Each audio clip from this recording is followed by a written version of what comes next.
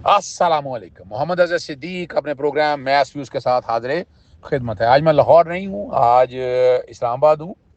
और अभी थोड़ी देर में आप जो देख रहे होंगे इस्लामाबाद हाई कोर्ट बार के बाहर मेरी जो मीडिया से गुफ्तगू हुई है वो सुनेंगे आप।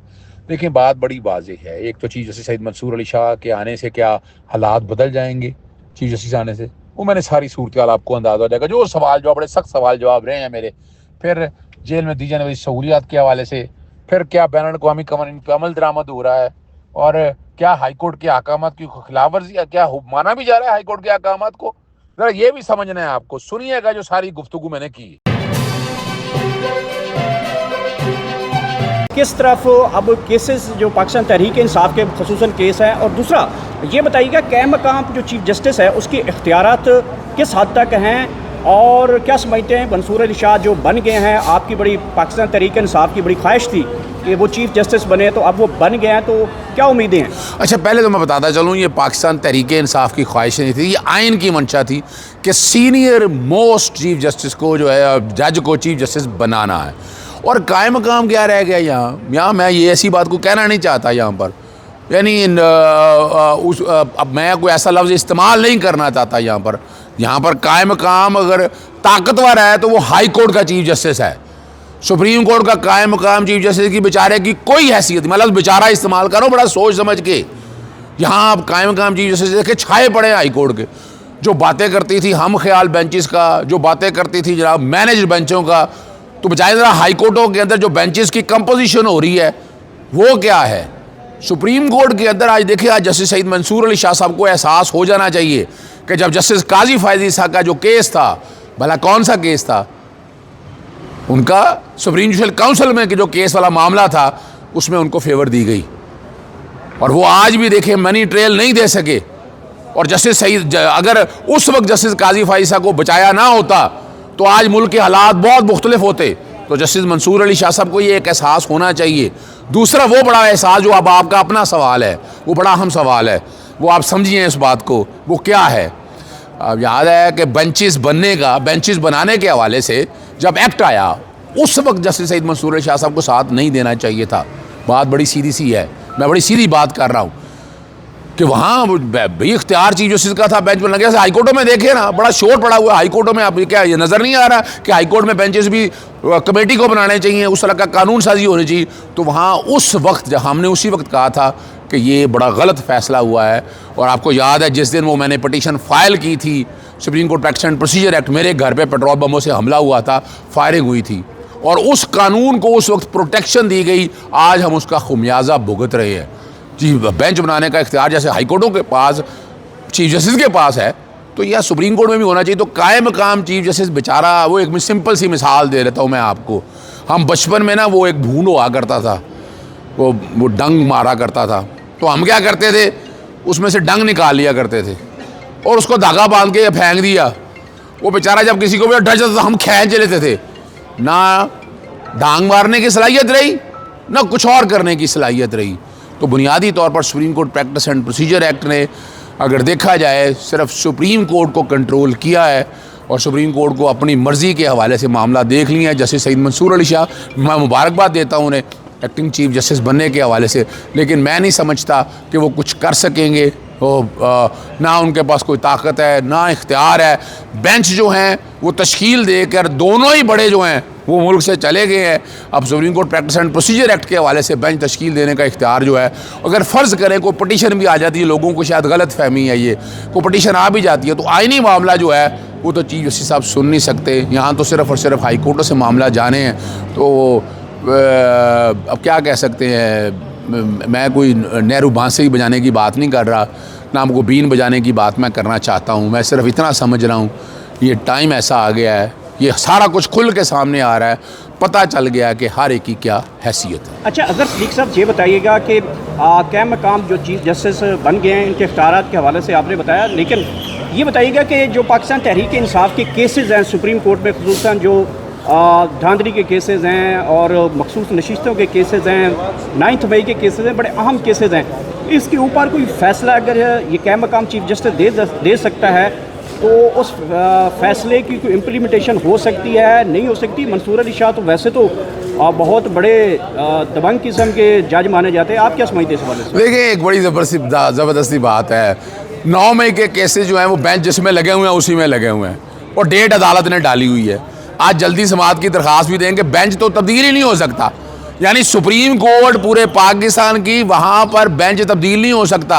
और यहाँ हाई कोर्टों में ये है, एक जज से दूसरे जज पे लगाना हो, मर्जी से फुल बेंच बनाओ ना। ये मैं सिर्फ इस्लामाबाद हाई कोर्ट की बात नहीं कर रहा, लाहौर हाई कोर्ट भी यही हाल है कि लाहौर हाई कोर्ट में एक जज से केस उठा लें, दूसरे जज पे लगा दें। ये एक नॉर्मल रूटीन है। और यहाँ कोई सियासी जमातें यहाँ बात नहीं कर रही हैं कि चीफ जस्टिस, हाई कोर्टों के चीफ जस्टिस इतने बाइख्तियार कैसे हो चुके हुए हैं। तो यहाँ अगर 9 मई के केसेस भी अगर लगने हैं तो मैं नहीं समझता कि वो जनाब इस बेंच के पास आ जाएंगे।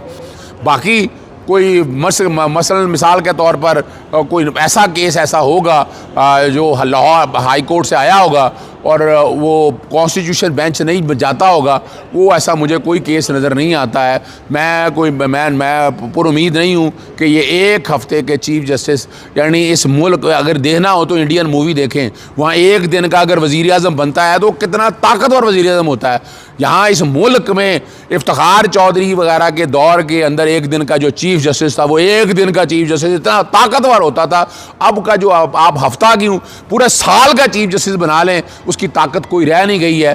ताकत आ गई है इस निज़ाम के पास, और वो निज़ाम जिस तरीके से मामलात को लेकर चल रहा है। अजहर सिद्दीकी साहब, आपने कहा है कि इस लाहौर हाई कोर्ट हो या खसूसन जिस कोर्ट में आप खड़े हैं इस्लामाबाद हाई कोर्ट के, इनके जो चीफ जस्टिस साहबान हैं ये पावरफुल हैं, तो इनके जो आर्डर हैं, जो लार्जर बेंच के जो फैसले हैं, ख़ासकर इमरान खान से मुलाकातों को, बहनों की मुलाकातें नहीं हो रही, उसके ऊपर एक सुप्रीम कोर्ट का जो अडियाला का सुप्रीडेंट जेल है वो नहीं इम्प्लीमेंटेशन करता, तो आप इनको कैसे पावरफुल कह रहे हैं कि ये बड़े ताकतवर हैं? अच्छा देखिए, एक बात बड़ी ज़बरदस्त बात आपके सामने मैं रख रहा हूँ। मैंने जो है ना वो जो पटिशनें दायर की थी वो क्या था, आपको याद होगा, मैंने कहा था कि तमाम कैदियों को प्रिजन एक्ट के मुताबिक, प्रिजन रूल्स के मुताबिक, universal declaration of human right, ICCPR के मुताबिक सहूलियात फराहम करें, और एक कमीशन बनाए जो इमरान खान को दी जाने वाली सहूलियात के हवाले से है। वो आपको याद होगा, वो पटिशनें लगी चीफ जस्टिस आमिर फारूक साहब के पास, नोटिस भी हुए। अब वो पीछे वो सारे के सारे केसेस सिंगल बेंच से उठाकर आप फुल बेंच के पास लगा लिए, और फुल बेंच ने जो ऑर्डर पास किया मैं उससे इतफाक़ नहीं करता, क्योंकि मेरी आइनी दरख्वास्तें ये नहीं थी। मैंने आज मुतफरक दरख्वास्तें दायर की हैं कि मेरा हटाकर दरख्वास्त अलहदा सुनी जाए, इमरान खान साहब एक कमीशन तश्कील दिया जाए, जो कमीशन जाकर इमरान खान साहब को दी जाने वाली सहूलियात देखे, इमरान खान साहब को जो और बुशरा बीबी साहबा को और बैनुल अक़वामी कवानीन के मुताबिक क्या उनको जेल में सहूलियात दी जा रही हैं। ये मैंने इसलिए मुतफरक दरख्वास्तें दायर इसलिए की हैं कि जनाब नहीं, आपने जो फैसला किया है लार्जर बेंच ने वो हक़ाइक़ से बरअक्स है। सारी दरख्वास्तें ये नहीं थी, मेरी दरख्वास्तों को अलहदा सुन के, और बात बड़ी वाज़ेह बैनुल अक़वामी कवानीन के तहत कह रहे हैं। आपके पोजीशन क्या है, ऑर्डर आपके हो गए हैं, अमल दरामद हो रहा है, और मेरा ख्याल है चीफ जस्टिस साहब ने वो कार्टून देख लिया होगा डॉन वाला। वो डॉन वाला अगर कार्टून देख ले तो वहाँ से भी अंदाज़ा हो रहा है कि हाई कोर्ट के ऑर्डर्स की अहमियत क्या रह गई है। हमें कोर्टों के ऑर्डर की अहमियत को अगर उजागर करना है तो ये चीफ जस्टिस साहब को खुद अपने तय मामला फ़ौरन लार्जर बेंच बनना चाहिए था। तौहीन अदालत हो रही है, क्या किया जाए अब। और कमाल की बात है, वो ऐसा ऑर्डर है, उस ऑर्डर के बाद नई कोई भी दरख्वास्त दायर की जाएगी वो उधर ही जानी है। यानी ये इस तरह का ऑर्डर मैंने पहले कभी तारीख में देखा नहीं है। कोशिश मैं कर रहा हूँ कि मेरी आइनी दरख्वास्तें अलहदा मुकर्रर हो, वो आकर उन पे अलहदा एडजुडिकेशन हो और फिर फैसला हो सके। लास्टली ये बताइएगा कि इमरान खान के और पाकिस्तान तहरीक इंसाफ के जो केसेस हैं कोर्ट्स में, कब तक देख रहे हैं ये फैसले हो सकते हैं और इमरान खान साहब बाहर आ सकते हैं, आप क्या समझते हैं? देखिए, एक बात तो बड़ी वाज़ेह है, अगर तो आइन और कानून की बालादस्ती यहाँ कायम होती, 26वीं आइनी तरमीम एक ऐसी नकब ज़नी है कि उसने पाकिस्तानी अदालती निज़ाम झंझोड़ के रख दिया। 9 मई के केसेस में इमरान खान साहब की जनवरी में लाहौर हाई कोर्ट से हम पेश हो रहे हैं। वो प्रोसिक्यूटर, आप अंदाज़ा लगाएं, दहशतगर्दी की कोर्टों में भी प्रोसिक्यूटर बीमार हो जाते थे, इतने प्रोसिक्यूटर रखे हुए थे लेकिन आते नहीं थे। अब उसकी 23 तारीख को ज़मानत लगी हुई है और वो ज़मानत पक्की है, उसके अंदर इमरान खान साहब की ज़मानतें हो चुकी हैं, कोई चीज़ ऐसी नहीं है, डिले कितना कर लेंगे आप। दूसरे मामला आपके सामने हैं, जस्टिस मियां गुल हसन और हमारा तोशा खाना का केस था, वो केस बनता ही नहीं था, वो तकरीबन खारिज हो जाना था वो मामला, और जस्टिस मियां गुल हसन और आपको पता यहाँ नहीं रहे। और उसके बाद वो वाले मामला जो हैं तो शाखाना वाला, मैं तो समझता हूँ वो तो केस बनता ही नहीं है, वो ट्रायल चल ही नहीं सकता, क्योंकि माजी से इतला करने की कोशिश की है। बाकी आगे 190 मिलियन पाउंड का वो आपके सामने है। जल्दी समात की दरखास्तें मुकर्रर की जाती हैं, समात नहीं आ रही, वो भी आप लोगों के सामने है। जिस दिन मेरिट पे ये केसेस सुनना शुरू हो गए और डे टू डे, अब कहाँ गया वो डे टू डे जो रोज़ाना की समात में ट्रायल चलते थे, कहाँ गया वो डे टू डे की बुनियाद पर करें ना, इन सारी चीज़ों को लगाएं। और आप देख लीजिएगा इमरान खान साहब बहुत अब मुश्किल है उनको कितनी देर और जेल में रखना है। मुझे नज़र समझ आता कि आप उसको ज़्यादा देर इमरान खान साहब को जेल के अंदर रख सकेंगे। अगर आपने मेरिट पर ये सुनना किया तो फ़ौरन ख़त्म हो जाएगा।